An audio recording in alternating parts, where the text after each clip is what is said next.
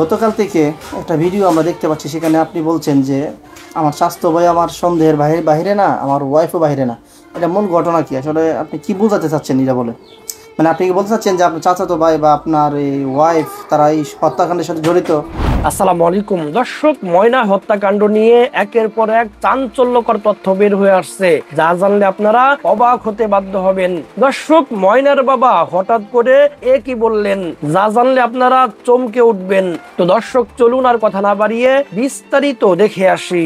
আপনার কাছে একটা বিষয় জানার জন্য আসছি। জানার বিষয়টা হচ্ছে, গতকাল থেকে একটা ভিডিও আমরা দেখতে পাচ্ছি, সেখানে আপনি বলছেন যে আমার স্বাস্থ্য ভাই আমার সন্দেহের বাইরে না, আমার ওয়াইফও বাইরে না। এটা মূল ঘটনা কি আসলে, আপনি কি বোঝাতে চাচ্ছেন এটা বলে? মানে আপনি কি বলতে চাচ্ছেন যে আপনার চাচাতো ভাই বা আপনার এই ওয়াইফ তারা এই হত্যাকাণ্ডের সাথে জড়িত বা এরকম কিছু আপনি বলছেন কিনা?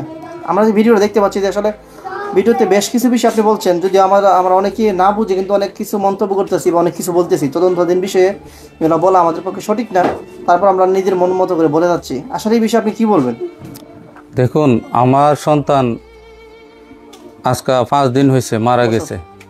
এখন পর্যন্ত সত্য উদ্ঘাটন হয়েছে না, আর আসামিকেও শনাক্ত করা হয়েছে না।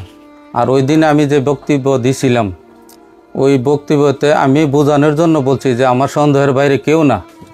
তো এখন আমার যে বক্তব্যটা এডিট করিয়া কাইটিয়া কিছু দুষ্করিত লোক এটারে নিয়ে আসে বিভ্রান্ত চড়াচ্ছে। তা আপনাদেরকে বলতে চাই, আপনারা অযথা আমার ফ্যামিলি নিয়ে এইভাবে বিভ্রান্ত চড়াবেন না, কিন্তু আপনারা আমাকে সহযোগিতা করুন। আসামিকে শনাক্ত করার জন্য আপনাদের সহযোগিতা আমি চাই। আর এইভাবে বিভ্রান্ত চড়াবেন না, কিন্তু বিভ্রান্ত যারা চড়াচ্ছেন আর অযথা আমাকে হয়রানি করতেছেন, আমি সবাইকে আইনের আওতা আনার, আমি প্রশাসনের কাছে অনুরোধ করব তাদেরকে সবাইকে আইনের আওতা আনার জন্য। আচ্ছা, আপনি ওই দিন বলছিলেন যে আপনার চাচাতো ভাই এবং আপনার ওয়াইফ, বলার উদ্দেশ্যটা কি ছিল আসলে? মূল উদ্দেশ্য ছিল কি? মূল উদ্দেশ্য ছিল মানে বুঝাবার জন্য আমি বলছিলাম যে আমি আমার আওতার ভিতরে আমার সন্তান হারাইছে।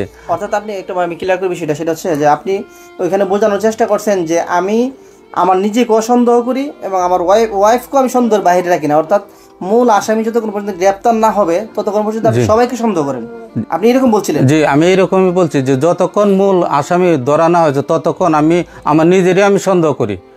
হ্যাঁ, ঠিক আছে। আমার যে পাড়া প্রতিবেশী আছে বা বাইরের যারা আছে, অন্যান্য পাড়ার আছে, আমি সবাইরই আমার সন্দেহ নজরে দেখি, কিন্তু আমার লোকটি দিয়ে আমি বুঝাইছি।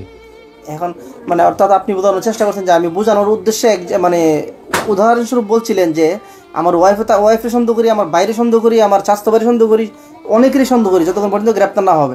এই জিনিসটাকে বিকৃত করা হচ্ছে এখন, এইটা না? হ্যাঁ, এটারে বিকৃত করা হচ্ছে, কিন্তু সন্দেহ করি এইভাবে আমি বলি নাই। আমি বলেছি যে আমার সন্দেহের আওতায় সবাই আছে। এখন মনে করেন যা যতক্ষণ পর্যন্ত আসামি গ্রেপ্তার না হয়, এই মামলাটা তদন্তাধীন একটা বিষয়, বিভিন্ন সংস্থা তদন্ত করতেছে।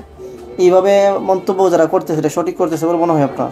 না না, এটা ঠিক করতেছে না। আমার যে আইন শৃঙ্খলা বাহিনী অত্যন্ত দক্ষ এবং সুশৃঙ্খলাভাবে তারা কাজ করতেছে, তাদের গতি বা সুন্দর আমি দেখতে পাচ্ছি।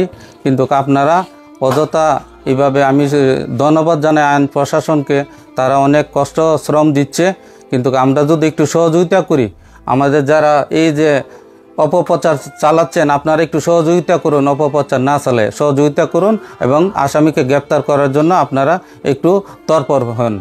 আর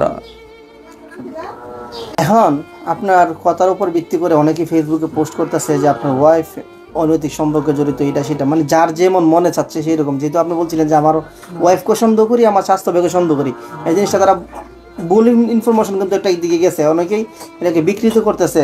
এখন মনে করেন যদি আপনার ওয়াইফ যদি সেখানে জড়িত থাকে, আপনি কি বিচার চাইবেন না? বিচার করবেন?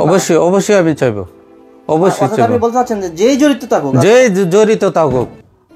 জড়িত থাকুক আমি তাদেরকে বিচার আনতে আমি কারো আমি ছাড় দেব না ইনশাল্লাহ। কিন্তু আমার অযথা আপনারা বিভ্রান্ত চড়াবেন না, আমাকে এইভাবে মানহানি করবেন না, দয়া করে প্লিজ আপনারা আমাকে সহযোগিতা করুন। জি, আমার ওয়াইফকে প্রথম দিন থানাতে নিচে নিয়ে জিজ্ঞাসাবাদ করছে, আমার ভাইকেও জিজ্ঞাসাবাদ করছে, 2-1 দিন পরে তা ভাইকে দিছে, আরেক বাইরে নিছে, এখনও দেয় নাই। হ্যাঁ, হয়তো কালকে রাত্রে তার চালান দিয়ে দিছে এবং তারে জামিন মঞ্জুর করে। কিন্তু আমার বিষয় এটা না, বিষয় হলো সত্য উদ্ঘাটন করার জন্য। আপনারা অযথা বিভ্রান্ত করবেন না। একজন মানুষের চরিত্র নিয়ে এভাবে খেলা করা ঠিক না। কিছু আলেম সমাজও দেখতেছি এইভাবে বিভ্রান্ত ছড়াচ্ছেন। আপনারা আলেম হিসাবে এইভাবে একজন মানুষকে সহযোগিতা করার দূরের কথা, এইভাবে চড়ানো এটা ঠিক হচ্ছে না। আপনারা আলেম, মানুষকে বুঝান, দিনের দাওয়াত দেন, কিন্তু এইভাবে মিথ্যা প্রচার করতেছেন।